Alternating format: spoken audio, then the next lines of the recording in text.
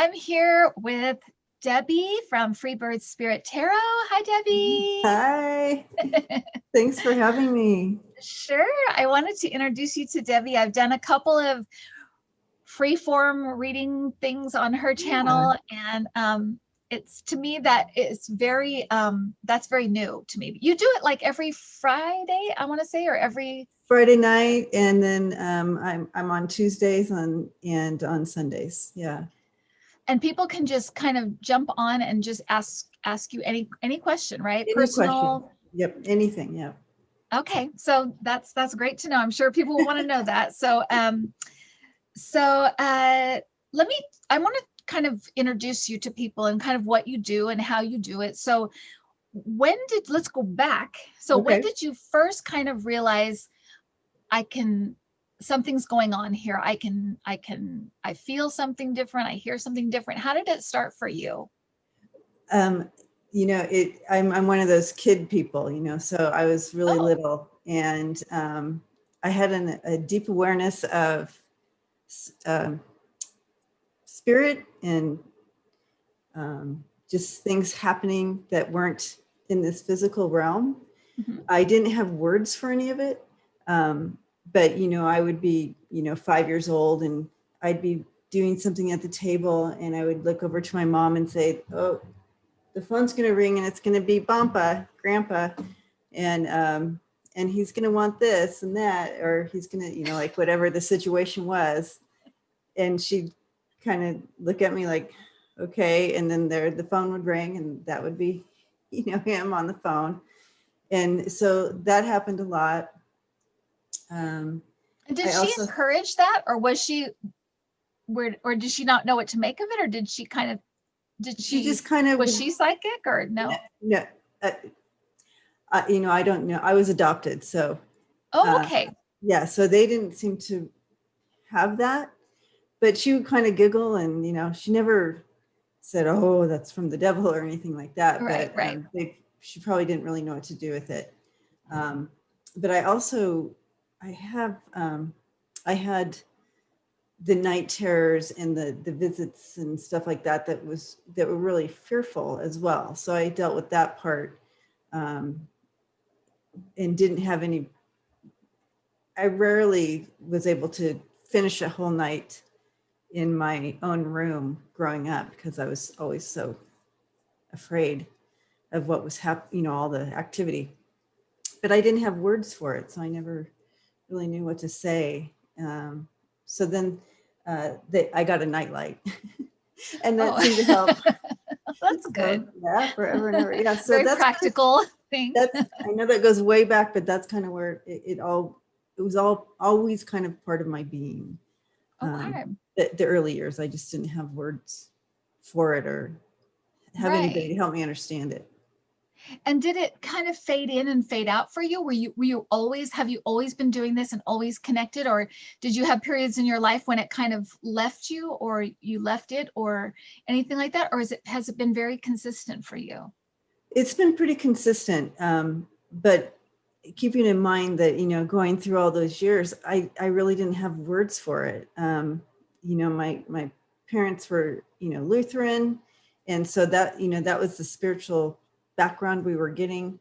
And so I didn't really understand all that was happening for the longest time. I know that once I got to be a teenager, we would play with it, like, "Oh, psychic, can you know, do you know what numbers I'm holding up and stuff like that?" So we played with it like that, but I never even thought of it as something that, "Oh, you have this gift," until I was older.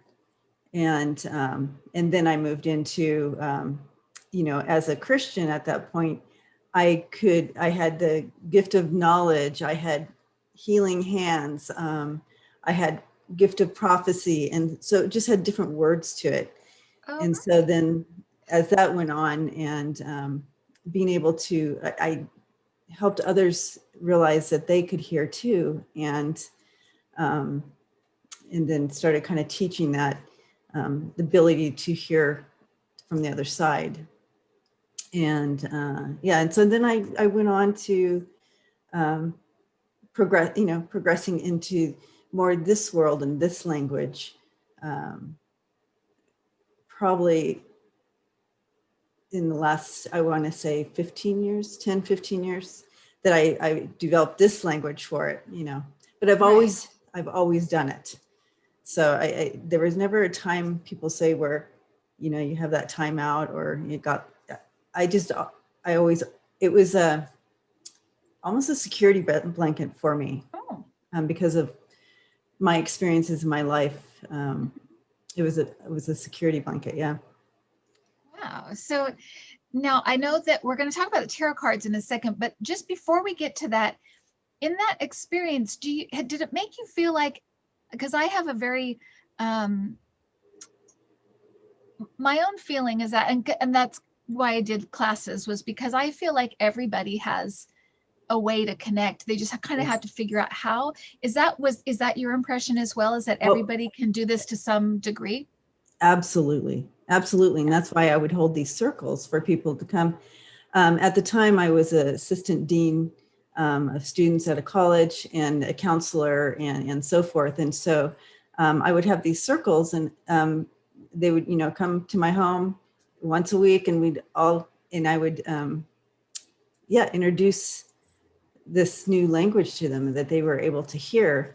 And it was so fun and exciting because we'd sit around and we'd, you know, basically we wouldn't actually put someone in the middle, but, you know, we'd have someone in the middle. And so we'd all kind of just tap in and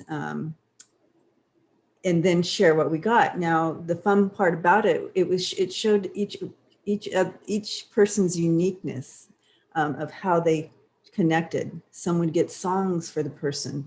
Some would get pictures, words, you know, whatever it was, how they attached to it, how they attached in, and then, but all the information was the same. It just came in differently. Right.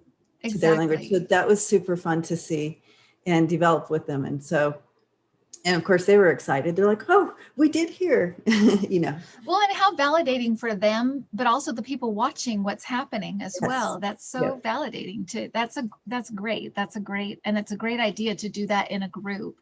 And so, okay, so now we're moving to the tarot cards. So when did the tarot cards get, because you use them very well. And to me, it seems like you use them as, to me, it seems pretty traditionally, but there is a lot of intuitive stuff, because sometimes you'll hold up like 3 or 4 cards together and you'll say, see, this is obviously saying blah, blah, blah. Like, is it?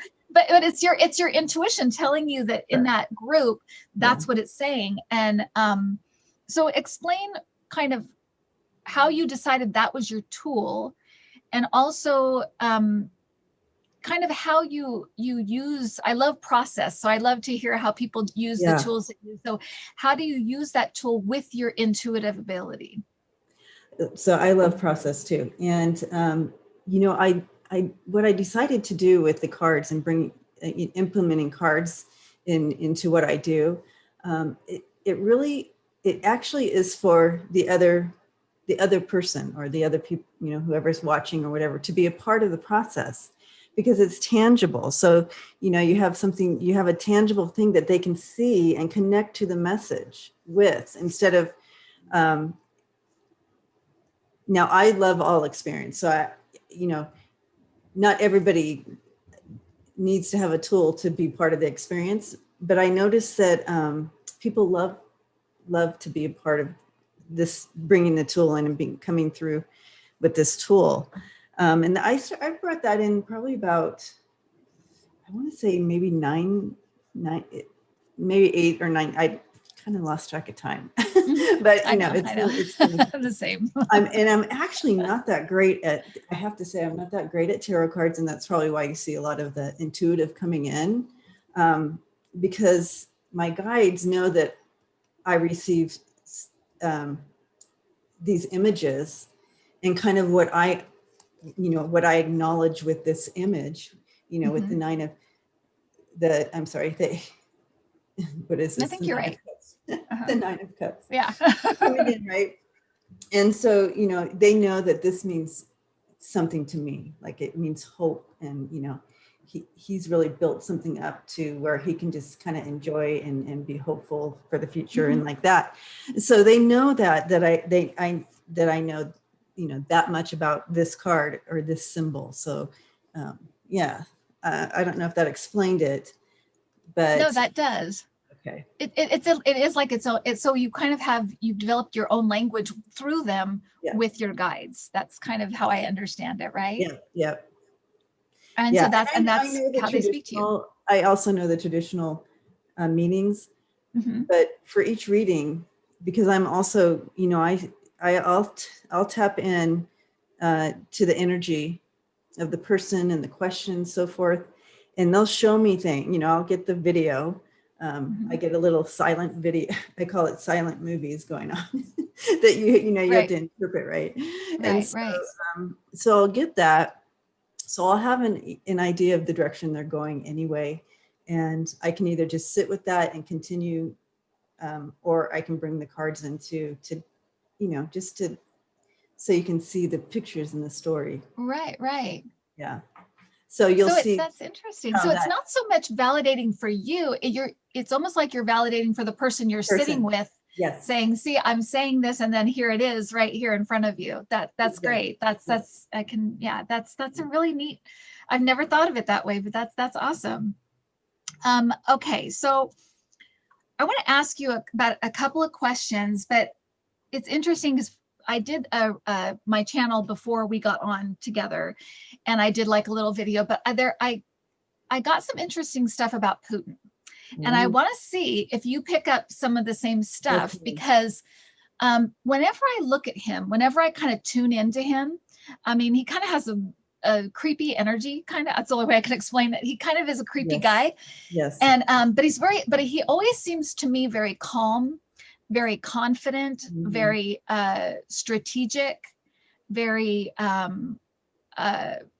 he doesn't panic. He's very methodical to me when I get into his energy. Recently, though, when I've gotten into his energy, it feels kind of chaotic. It feels kind of nervous. It feels kind of worried.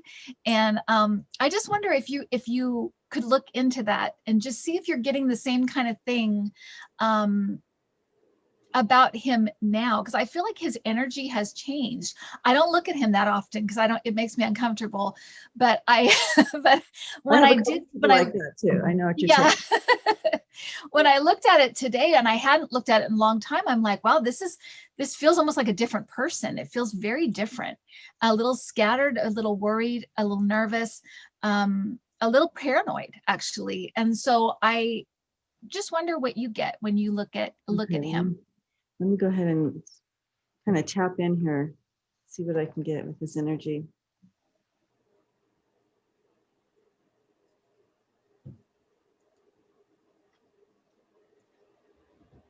Yeah, what they're showing me is the hands in the pocket and the fidgeting. And I've not seen that with him either, but the fidgeting and the kind of looking over the shoulder feel to him is what they're showing me. And it's almost like it is an out. What I'm sensing, what they're showing me here, it's an outside anxious, but it's also almost like there's been a change within his chemistry, even that he's kind of lost almost like something within him has betrayed his body's betrayed him in some way. So now he's lost confidence on that level as well. So I'm seeing kind of both those things. So there's an outside and an inside is what I'm sensing here. But I'll throw some cards too to bring in the audience. That's interesting. And I didn't think about that, because he said that he's sick. And of course, everything he says, people are like, I don't know if we should believe it. But if he is, that would make a lot of sense if he is really sick. If he is, yeah. So, yeah. I didn't even think of that. I didn't remember that. So, yeah, that's good. Whoa. Oh, cards flying everywhere. Oh,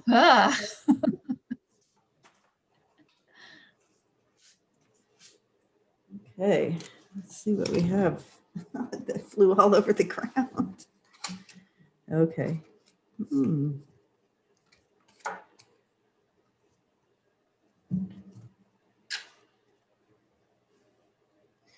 Okay, so, all right, so he definitely has his hands in something. He doing the 3 cards again. You're like, you put the 3 cards up, and yeah. So what I'm seeing here is he definitely has his hands in something. Let me see. And he's put something. He's done something. He put something in place. So you see that happening here. You put it out there, and again, this. Okay, so. And this has to do with something across the ocean from him, right? Okay. It's a world, like he has the world in his hands there. Right. And something he has his hands in, it is not it's not good. So we can imagine what that is. But it is going to come back to, it's either coming back to haunt him, or this is his plan, is stabbing everybody in the back, you know? Yeah. Yeah. So I'd have to look a little bit more into it, but this could be part of what the anxiety is. Right. Is that he has this in place. It's out there now, and yeah, not good. That could be. So that's going to lead me into the next question, because when I kind of looked into, their fishing expedition where they got into the Pentagon, they got into the Treasury, and they got into all these different places. Right. The thing that came to me right away was that it was for leverage, that he was getting information to kind of hold something over the next administration. Right. Exactly. So that's, exactly. That's why I thought that was interesting that came up. So yeah, and trying to get that leverage. Yeah, all these cards could be that he wants the upper hand. Very Ooh, I got chills. So yeah, that's and it does feel like, but like I said, I feel like there's this normally he'd be so sure of himself. I feel like he's so unsure. It's almost like a panic in a way. Yes, so it's So the fishing expedition, showing me the hands in the pocket and like right. That nervous, yeah. And the hands in the pockets make me think like he's trying to conceal it, but he's concealing, yeah. Yeah, but he is nervous about this next administration, which, so let's look at, because I know people are going to be really anxious about have already gotten emails about Georgia. So what's going on with Georgia? What's going to happen? Okay. So I'll just tell you that when I looked at it, and you kind of, do your thing as I'm talking, but when I look at it, Loeffler, I feel like is a complete loss. She loses completely. There's no question. With Ossoff, what I keep getting in that race is that it's going to be very, very close. And it's almost like unknowable right now. I mean, maybe you'll get something different if you do great. Great. I know. Wouldn't that be awesome?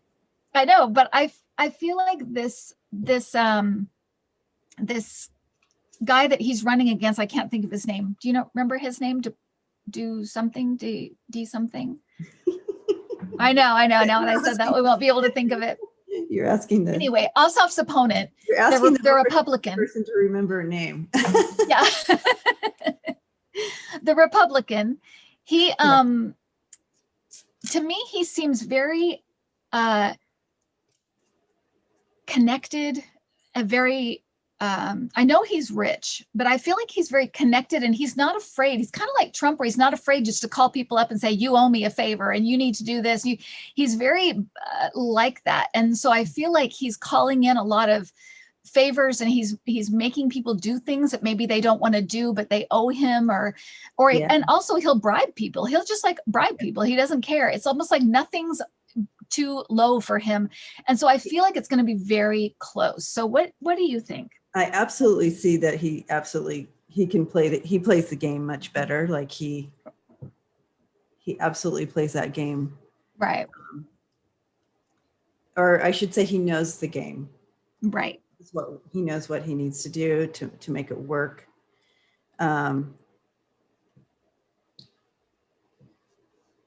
Okay.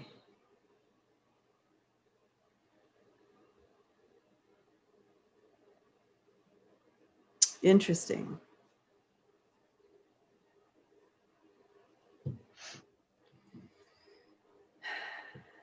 Interesting, interesting. Okay, so we have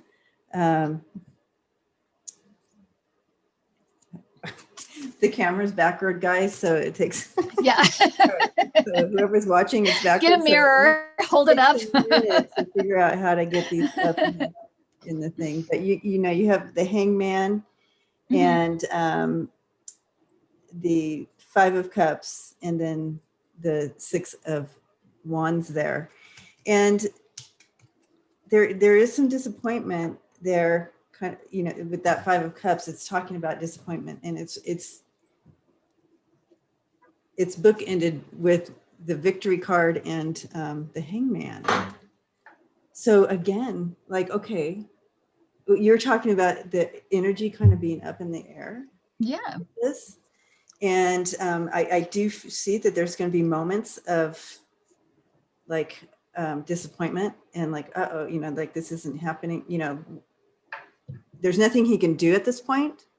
Right. He doesn't have the ability to call and bribe and do, you know, he Right. or it's not even on his mind, oh, I should bribe people. It's not part of his character.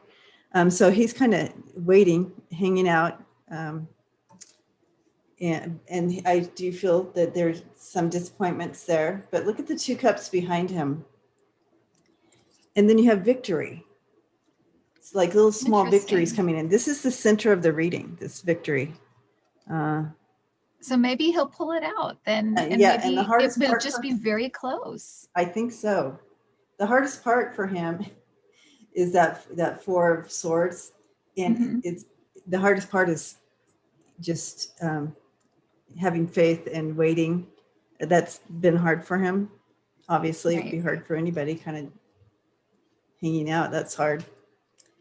But then you have the Queen of Swords, and she brings in the truth and strength and like that. So, you know, maybe it is that the truth prevails. Right. You know? So, and the strength and the truth will prevail over all this madness the other one is doing. Right. With bribing and all that. But I'm holding on to this card here, and it was the theme of it, the Victory. So. Well, I hope so. I mean, that's, you know, that's the hope, isn't it? Yes. Well, I was just thinking, why don't we both look at, just real quick, look at Mitch McConnell. Yeah. Just to see what's that? He gives me the willies. I know he does. Yeah, he's just a mean old man, you know. He's like Mr. Potter in It's a Wonderful Life, you know. He has that that mean, I don't care, kind of just cranky, mean energy. So yeah, okay. So old Mitch.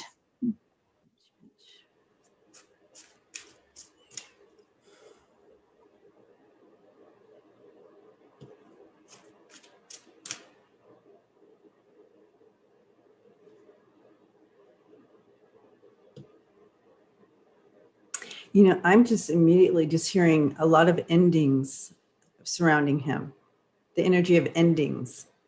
And I don't know what that means. I haven't quite stepped into the energy, but I'm seeing this and like all this endings around him. But I'm going to check in further. But that's interesting. That's interesting because the first word that came to me just as soon as I got into him was damaged. That he's damaged. And so and to me, I was thinking, to me, it came across as like in every way, like politically, he's going to be damaged, but physically he's damaged. There's something going on with him physically. I think you're right. It's almost like a fade out in a way. Yep. Because before, when I, read on him and, stepping into his energy was, is just so easy. But you used the word faded, and that's kind of what I'm sensing as well. When I'm trying to step in, the strength is gone. Right. Interesting. Okay.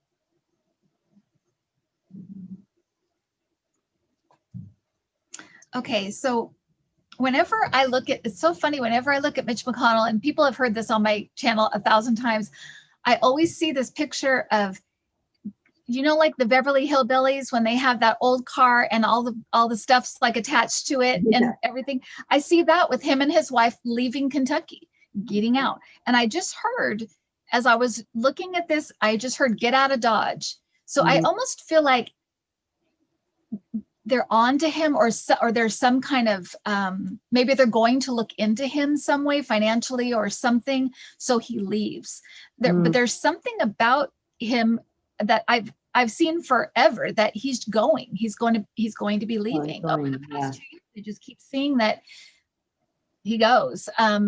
And so I'm wondering if maybe he is, when I think get out of Dodge, I think of like, they're on to you, get out. So maybe there's something like that, some kind of investigation, or they start looking into stuff that he doesn't want to be involved in, so he just leaves. But what do you get, Debbie? Well, but also, you know, speaking to that, I mean, the numbers are so off, you know, for him winning. They're so incredibly off that I'm wondering if that's part of what they're going to be investigating. Oh, his own election. I didn't think about that. How did he get those numbers? Yeah. How can, you know, I'm making these numbers up, but for example, you know, let's say there's 200 people in this county, and, you know, you have, you know, 150 Democrats and 75 Republicans, yet, you know, 200 votes came from the Republican side. You know what I mean? Like that kind of stuff went on all over. And so it just, and we're all going, what? Does anybody else see this? Why aren't they talking about this? Right. So I wonder, you know, that's interesting too, because that would be a state crime. So I could see him just saying, I resign and I'm leaving. Right. You know, something like that, some kind of deal. I'll just leave. I'll just get out of Dodge here. Yeah. Yeah. And I'm wondering too, you know, when he had that last debate, he just stood there laughing, and it was creepy. Oh, I know. The arrogance of, it was weird. At the coronavirus, you know, it was just like, this is creepy. And he just, it was like he knew at that time. He's like, I don't have to do anything. I don't even really have to be here. I'm going to win anyway. Right. So I'm just thinking, I mean, you know, it could be what you're sensing there. Right. Right. Okay. Do you want to pull cards? Yes, I just threw some cards here. And I, you know, I do feel like something's, you know, that there's going to be some messages coming in about his win. Okay. And so that kind of backs that theory then. That, yeah, there's going to be some stuff coming out about his victory. And this is the center of the reading. You have the high priestess, and this is things that have, you know, she holds things that are hidden things. Okay. So in this reading, I'm seeing the things that have been unrevealed will be revealed. And so, and going along with this, I do feel like, yeah, that the 3-card hold up, yay. No, that's I and that kind of I think of that sort of truth, you know, kind of right in the center, that kind of just like the, you know, that, like you said, things revealed. That is very interesting. Yeah. Well, awesome. Well, thank you, Debbie, so much for doing this. I really appreciate it. Fun. I know my viewers will appreciate it. My subscribers will be so happy. So tell people how they can what you kind of do, where they can find you, the different channels they can find. I know you do things like all during the week, you kind of do a lot of things. And then also if you do private readings. Yes, of course. So you can find me on freebirdspirit.com.